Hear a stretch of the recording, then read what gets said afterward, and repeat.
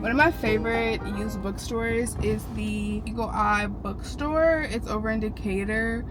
I don't, like, honestly, I'm not gonna lie to you, like, I'm not sure why they're still open, how they're still open, because the books are so reasonable, it's so lovely and everything. However, I went there today because I wanted to get some books, and they're closed. They're closed today because they're having a book signing at 7 for, let's see what this is, Dragon Crawler.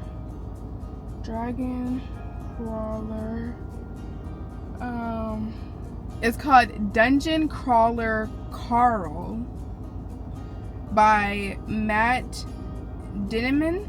Dinniman. And let's read what it's about. I was reading this book that I wanted to get, and then I really looked at the screen and it says we'll be closing at 5. So girl, I couldn't buy any books, unfortunately. Probably go to somewhere else around here to look for books, because I have copies of books on my iPad that I read. I'm not a Kindle girl. But just because, like, what if I get out of reading? Then what do I do for my Kindle? What do I do? Okay.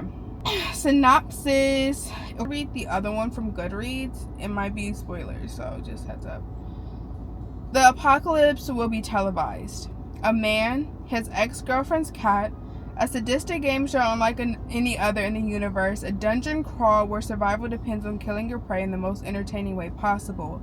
In a flash, every human erected construction on Earth, from the Buckingham Palace to the tiniest of sheds, collapse in a heap, striking into the ground.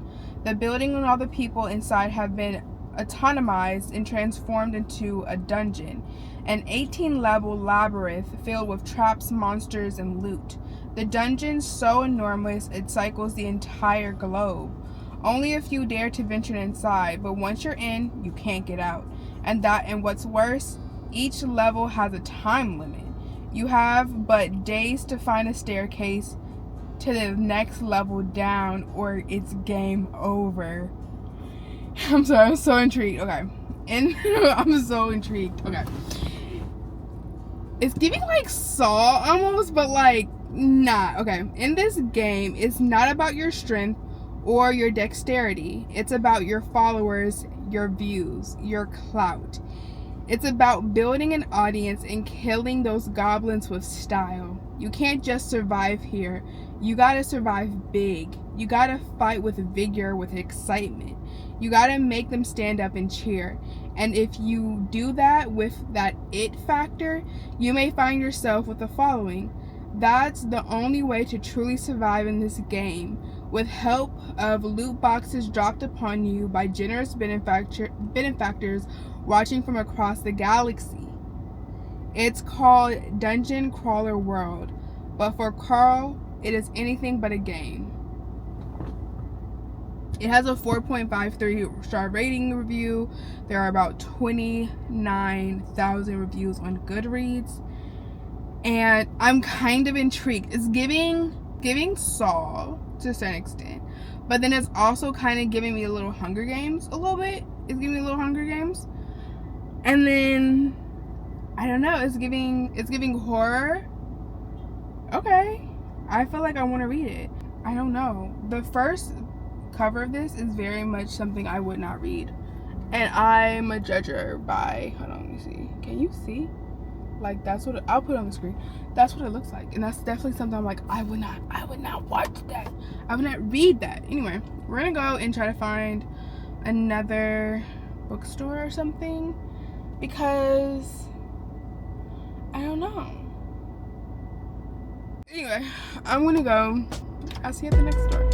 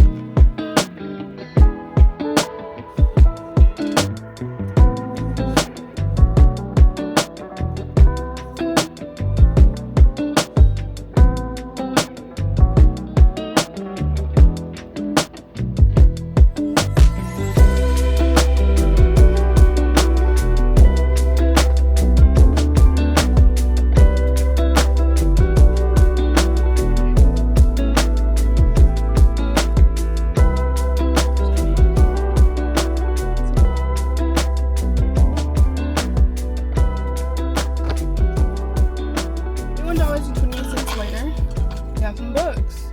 Obviously read the synopsis. I read a few, like, no, I didn't read a few pages. I read the synopsis, like, in that they give you. If I don't like any of the books, there's so many, like, free, like, public little, like, libraries, like, public book, what are they called? I think it's, like, public neighborhood little libraries, where it's, like, a container, or, like, a little shed, where you can put books in, or take books out. So I'm just gonna put them there if I don't like them for somebody else to read. But let me show you what I got. At first when I walked in, I'm gonna let you, the first time I walked in, I was just like, girl, I feel like I probably shouldn't be parking right in front of the door doing this, but whatever. I walked in and I was just like, do I belong here? We'll talk about the car seat in a second. I know you see the car seat. Do you see the car seat, or did you not? There's a car seat. We'll talk about that in a second. But yeah, so I walked in and at first I was just like, it's giving people that look like me don't come here often. It's honestly what I got off the first, and I'm not sure if that's true. Maybe it's just because today's Wednesday. I don't know. But anyway, I got some books. Let's talk about them. Two things. One, military fiction as a genre did not even cross my mind as a genre, and I'm just like, yes, like having war mixed with like a fictional story, because I definitely like historical fiction, like eat it up, and I didn't even think that like military fiction would even be like a thing. But yeah, we got some military fiction. So the first book that I got was unfortunately yours. It's a enemies to lovers situation. I'm not gonna read too much into it because I feel like the thing with romance books for me, it's like it's a hit or miss. For me, for example, and I know this is controversial, I do want to talk more detailed of like the books I've read this year, because like I've been reading, but I read Part of Your World by Abby Jimenez, and it was an okay book for me. Like I know a lot of people like raved and was just like, oh my gosh, it's a great book, it's a great book, and like it wasn't a bad book, but it was just okay. Like it wasn't revolutionary. It didn't make me like yearn for their love story. It was just like it's a solid work of art, right? Whereas My Beautiful Desire, which was an enemies to lovers, was more like compelling, and like I want to see them on page. I want to see them like talk to each other. I want them to like argue, and I want to see it, you know. And like I want to see that. And so like that romance, even though they all end the same, and I want to talk about that too, about like the ending of romance books, which is really be catching me up. But anyway, we got this. I don't know if I'm gonna like it. I don't know, girl. Tessa Bailey, I'm not sure. But I was just like, okay, so enemies to lovers, the last romance I read was enemies to lovers, and I did like that book. So yeah, it's basically about this girl. She loses her job and her fiance in one fell swoop. She has a trust fund, but her trust fund has like a caveat that she has to get married in order to access the money, and she needs the money to start her new business adventure. And then I guess August Kate is the love interest, and I'm sorry, I'm reading it now. That should be so. That was about her. August Kate made his own vineyard, but he doesn't know jack about making wine. He's determined to do his late best friend proud no matter what it takes, except the tasting room is empty and his wine is disgusting. Seriously, he saw someone gag once. His buddy's legacy is circling the drain. No bank will give him a loan he needs to turn his business around, and the gorgeous festy heiress knocks on the door. Natalie's haunted his dreams since the moment they met, but their sizzling chemistry immediately morphed into simmering insults. Sounds like a time. We're gonna read it. We're gonna see what happens. I feel like sometimes books in general, they are all kind of built the same, and I feel like a lot of romance books, because I haven't read that many and it's my own biased take, it all feels like they're all Hallmark books. Like they're just like consistent Hallmark books, and it's just like, you know how Hallmark comes out with a whole bunch of Christmas movies, and it's like they're different movies, like the situations might be a little bit tweaked, but it's the same stuff. That's not what I want for my books. I don't want that. I don't like that. The second book I got was The Slow Regard of Silent Things. This is a thriller or mystery. No, it's either a mystery or fantasy, something. Basically, it's about this girl named Yuri, and she lives in a dark place below a university, and she's full of mysteries. And then basically this is a brief, bittersweet glimpse into Ari's life, a small adventure of her own. At once joyous and haunting, the novella offers a chance to see the world through Ari's eyes. It gives the reader a chance to learn things only Ari can know. So it's a 3-part series. The other 2 books are The Name of the Wind and The Wise Man's Fear. I guess they're all part of the same book. So I'm gonna read about this girl. And girl, maybe it's young adult, because I didn't even see this. Yeah, it's definitely young adult because of how it's written. Look, they got pictures. Oh, I love a good picture. Okay, so we got that. The next book, so I found military fiction, and I was just like, oh yeah, who's calling me? Give me 1 second. Okay, after I found out the military fiction was a thing, I found this book called Her Secret War. And I was just like, Her Secret War? What is it about? I don't know. Basically, it's 1941. German drops a bomb on Dublin, taking Sarah's family and home. Days later, the man that she loved leaves for Ireland to enlist. So she's there, and she goes to England to seek refuge with her relatives, but something about her father's dark past catches up with her. And then Sarah, the main character, she tries to prove her loyalty to Britain through a special mission. Her courage saves lives, but it also comes at her own cost. So it's called A Gripping Story of Love and Espionage in a War-Torn Britain. So I think this is gonna be fun. I feel like, I know if it's a good read, I'm gonna finish this really quickly. If it's not that good, it's gonna take me a little bit longer. The last 2, what is it called? The Good Luck Club, right? I read the book. I watched the movie of The Good Luck Club, and basically it's these Asian women who are together, and they're like kind of like, the movie's about like them retelling their like life stories and like things that they went through, or things that like they're like, some people they don't know their mother. It's like a whole thing. If you haven't seen it, watch it. And it's like, I think I haven't seen it in a minute. The last time I watched it, I was on the plane, and I know it's like about this girl. She had a talent. She played the piano, I believe, and so it was like her mother like pushing for her to try out this talent and be the best and do the best, and she just like got frustrated. Like the little girl got frustrated and didn't understand like why her mother was like doing the most in her eyes, right? And so and there was like other side stories, and it's kind of like situated like they all come to dinner to have food, and then they're still telling stories, and it's like recanting and going back, and that's just one of the stories. I will watch it if I were you.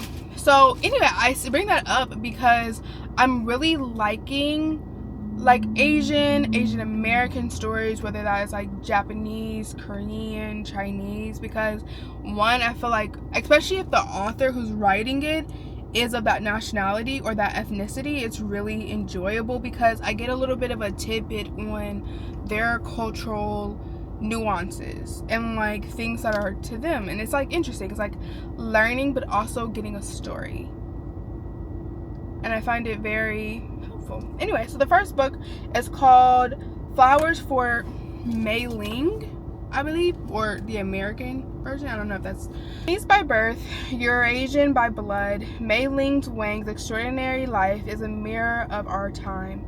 Born in 1949, the year of the Red Army's entry into Beijing, she is the daughter of an English mother and a Chinese father who share communist visions of a more perfect future. Mei-Ling grows to womanhood amidst the violent passions and numbing brutality unleashed by the Cultural Revolution. In 1968, as a tidal wave of political turmoil engulfs the globe, Mei-Ling's penniless is forced to flee her homeland. She embarks on an odyssey that carries her from China to Hong Kong to Europe to North America. Beautiful and intelligent, compelled by the necessity and desire, Mei-Ling threads her way carefully among men who love her and use her. She discovers the power of sex and the lure of wealth. She masters the art of survival. When she returns to Hong Kong and China in 1997, the colony of the mainland are about to become one country again, the People's Republic. And the daughter who is forced to flee its shores so long before have been tempered by the struggles and striped by their illusions. They are wealthy and strong, but they have been forced to relinquish the ideas that first brought them to being. Flowers of Mei-Ling is an epic story that propels the reader through 50 years of tumultuous events.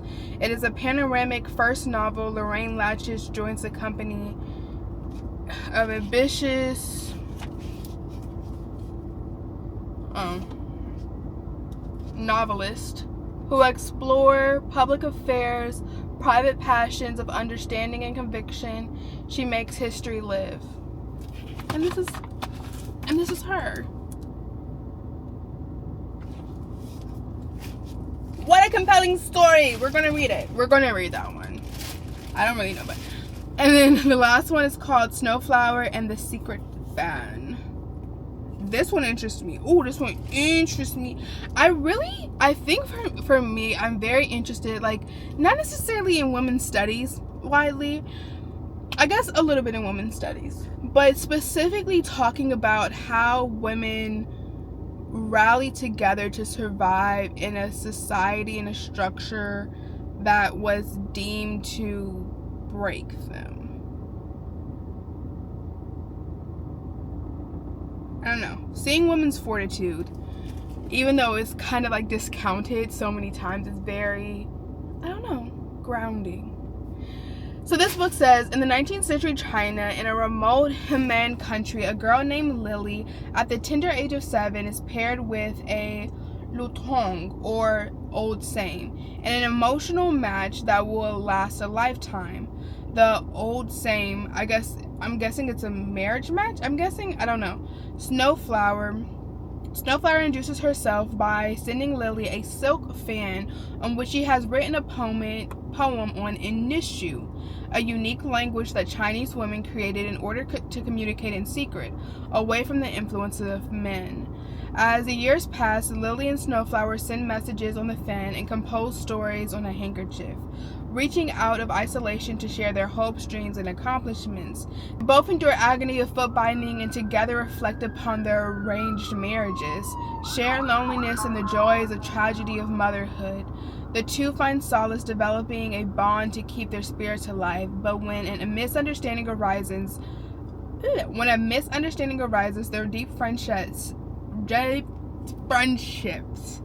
suddenly threatens to tear apart.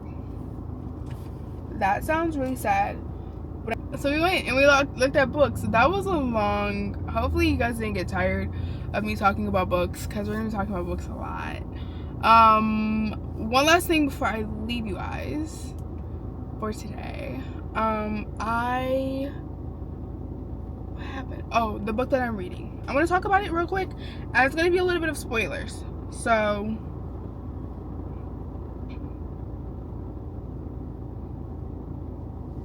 it's gonna be a little bit of spoilers. Right now, I am reading The Butterfly Garden. I'm reading The Butterfly Garden, and The Butterfly Garden is a thriller, I believe. It is a thriller. It is by Hutchinson, and it's about this person who everybody who's under his control calls him the gardener, and he has this garden, and it's a beautiful garden, and it's somewhere, and he has a whole bunch of butterflies, but these butterflies are actually young women, between the ages of like 16 and 21. 21's the cap. So, and he tattoos butterfly wings on their back. and they live there. They just like live there for him to come and, you know, whenever he chooses, and just to be bored out of their mind and to just like live in solitude with like 25-ish girls, right? And he's done this for like years. And here's the kicker, and here's where the spoilers come in. So I'm gonna give you a second. Okay, so when they turn 21, so he has his garden. He wants to have a beautiful garden, beauties and the eye of the beholder type shit. Cool. So when they turn 21, he kills them. Oh, my sister's calling me. Oh, that's where he kills them. 1 second. Hello? Okay, so he kills them, and he kills them because I guess that's like the end of their youth, like their most youthful ripeness. And then what he does is he encases them in resin. Yeah. He encases them in resin, and then so the garden isn't just like in the woods, right? So the garden's in a building, right? It's very much, from my understanding, it's very much like human engineered garden. It's giving very much like, think like Willy Wonka factory when they walked in and everything was chocolate and they could like eat the grass. Like, think of that, but like human manufactured. So but outside of that, so like the garden's like in the center, and around that is like hallways where like they have their bedrooms, right? It's like separate from like the immediate garden in the middle. And what he does is he takes these women at the age of 21, like on their 21st birthday is when they get killed. They get killed, and then he cases them in resin, and then he puts them up as displays throughout the hallway.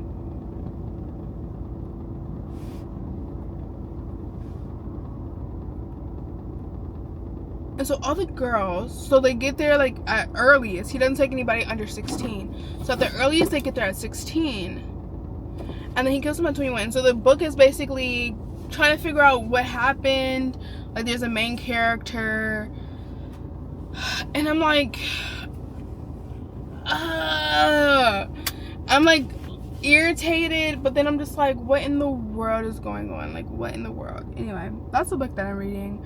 I'm not even halfway through the book. And I'm like having a hard time reading it because, not because it's like deplorable or like that's not the thing. It's just like, what are we, like, I don't know. Me and thrillers have a very, like, I'm not sure, but we're gonna finish the book, and then I'll definitely come back and I'll tell you about like how it finishes.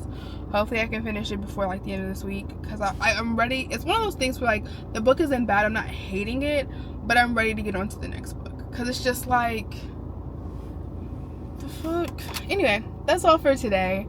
I'll probably talk to you guys later, whenever.